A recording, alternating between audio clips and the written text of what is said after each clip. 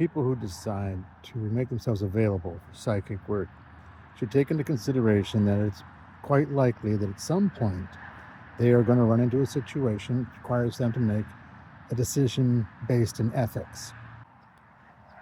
I'm not going to tell people what their ethics should be or what the consideration should be, but they will most likely find it easiest if they've already considered the potential situations that could arise and they've made decisions about how they're going to handle this kind of situation or that kind of situation. What should a reader do if that reader decides that the client is interested in them sexually? What should the reader do if they feel sexually attracted to the client?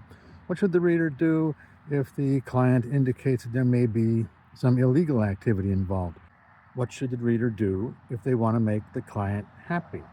Is it even our job to make the client happy, or is it our job simply to be a clear channel and get the best psychic information possible, no matter how the client might react to that? You get the idea. There are potentially hundreds of questions like this that could come up. This is the best book that I know that deals with the topic of ethics for psychics. It's called The Psychic Counselor's Handbook by the Reverend Ralph Jordan.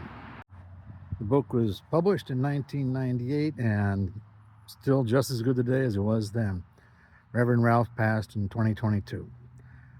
Again, it's not my interest to tell people what their ethics should be, but I do recommend that people get that book and read it through and get a good idea of the kinds of questions that can arise and decide how they want to handle those questions ethically.